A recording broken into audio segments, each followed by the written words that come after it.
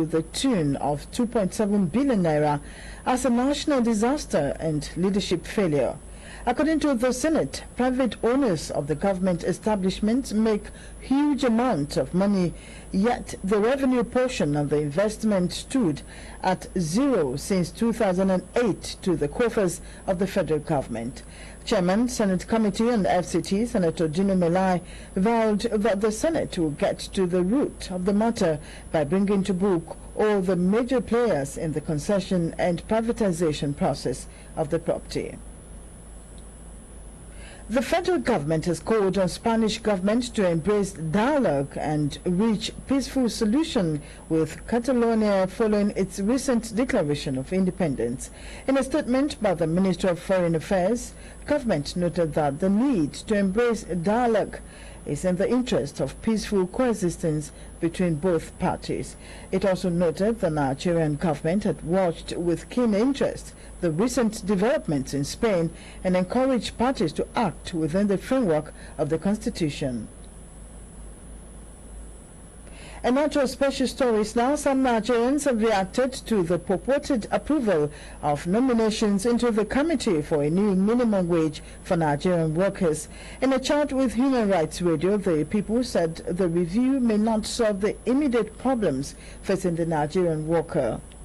This has been a far long cry that government should review wage for Nigerian workers, most particularly federal civil servants. We have been collecting peanut, 18,000 naira. Break that disparity. NLC have cried. The union that representing civil service have cried. Due to the situation in the country now, I don't think anything less than 50,000 will be a take-home pay for civil servants. Because when you go to market, even ordinary agricultural products are no longer affordable, and people are just managing their lives. If they can make the junior worker salary up to 100,000, I think it will be better because they pay house rent, pay school fees, they feed there, they transport there, they clothe themselves there. Talk of minimum wage, even 50,000 is very small, you cannot go carry anything. If you look at it critically, like in Abuja here, someone should collect about 120 to say it's a minimum wage. That's my expectation. Actually, the idea of minimum wage is a good development because it will really cushion the effect of the pains the civil servants are going through. Because if you see globally, Nigeria workforce is the least in terms of minimum wage. You have to... Not this fuel would have cancelled that somehow. The incessant crisis between herdsmen and farmers in the country has become a major concern to most people, especially because of its effect on agriculture. Nigerians are therefore calling on government to be more proactive in tackling the problem.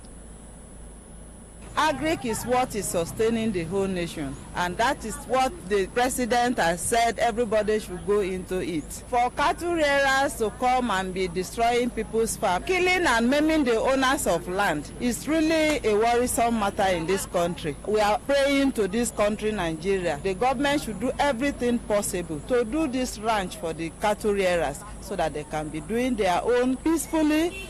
Government to intensify more effort in ensuring that this attack stopped henceforth by engaging security intelligence to fish out those few elements that are causing this trouble. If you want to curb them out of that kind of thing, you should call them and make them understand why this issue should be stopped. They have their leaders everywhere. It is these leaders that they will sit down with to bring about solution to this kind of thing, not uprightly just stopping them. It will affect so many things. Couples in Nigeria have been advised to be more tolerant and patient with one another in order to reduce the rising spate of divorce in the country. Those who spoke in Abuja maintained that the family remains the nucleus of the society, and broken homes have a great negative impact on children and the society at large. The foundation of divorce is from the time the two people started dating. Some people go ahead to fake themselves when they approach a lady.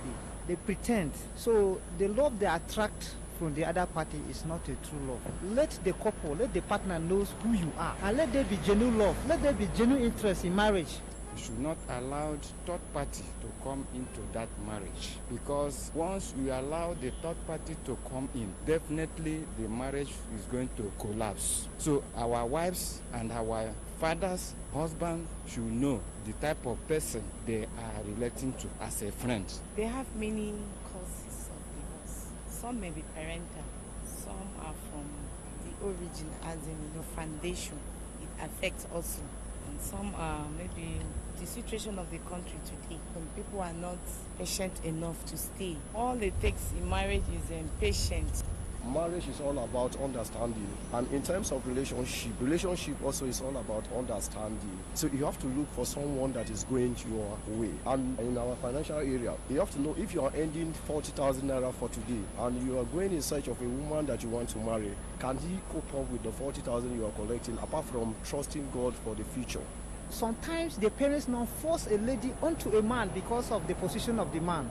At the end of the day, since the love is not a genuine one, it can never be sustained. Divorce is a very serious detriment against the children. It affects their emotion, psychologically, physically, even their well-being. In the school, they can't perform well because they are thinking. I cannot marry now and start beating my wife when I have children of 10 years, 8 years, and they see the way I'm molesting their mom. They won't be happy. They will grow up with that mindset. We'll take a short break now, but don't go away because we'll be right back.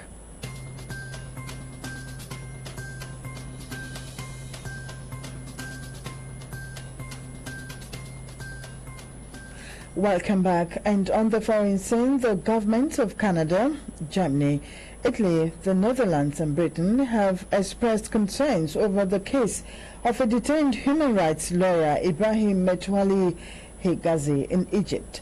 They urged Egyptian authorities to ensure the freedom of civil society and the protection from torture as enshrined in the Egyptian constitution.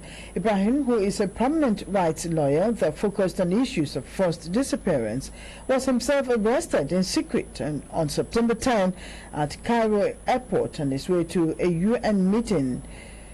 Authorities only acknowledged son disappeared during clashes at an Islamist protest in 2013. The presidential election runoff in Liberia, scheduled for Tuesday, will be delayed by the Supreme Court's investigation into accusations of fraud. The National Elections Commission revealed this at the weekend. Former soccer star George Weah and Vice President Joseph Boakai are competent to succeed President Ellen Johnson Sirleaf, whose election in 2005 helped draw a line under 14 years of civil war. The vote will be Liberia's first democratic transition of power since 1944, but the Supreme Court this week halted preparations while it examined charges by Charles Bruskine's Liberty Party, the third-place finisher, that the first round on October 10 was marred by fraud.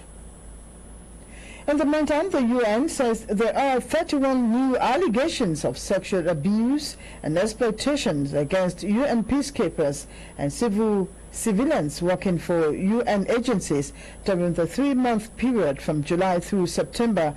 15 of the allegations are against civilians doing work for the UN Refugee Agency. UN spokesman Stephen Dujarric released the figures at the weekend and said Secretary General Antonio Guterres is disappointed and saddened that these actions continue. Guterres announced new measures in March to tackle an increase in sexual abuse and exploitation by UN peacekeepers and staff, shifting the UN's focus to victims and banning alcohol.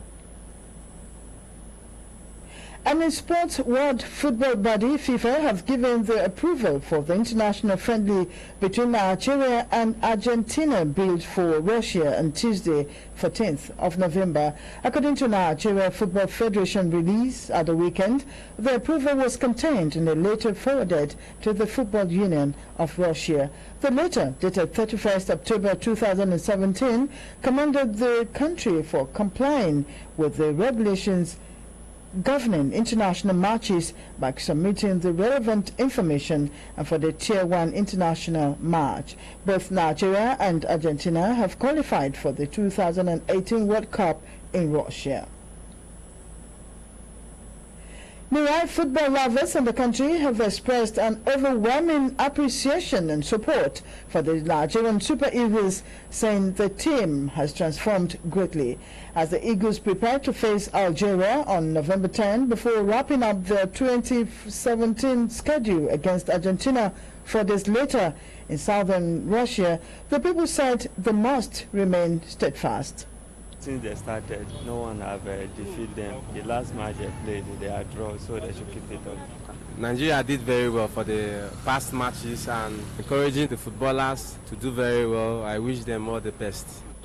Couple of matches I've watched between them and Cameroon and Zambia, they did well. I also encourage them to do more, so I put my support to them to try win the upcoming. And that's the news, but we'd like to remind you that farmer herdsmen clash, stakeholders are calling for proactive measures to end the crisis. And in sports, football lovers hopeful as Eagles fight out in Russia. Thank you for listening. My name is Oikike Igado Kure.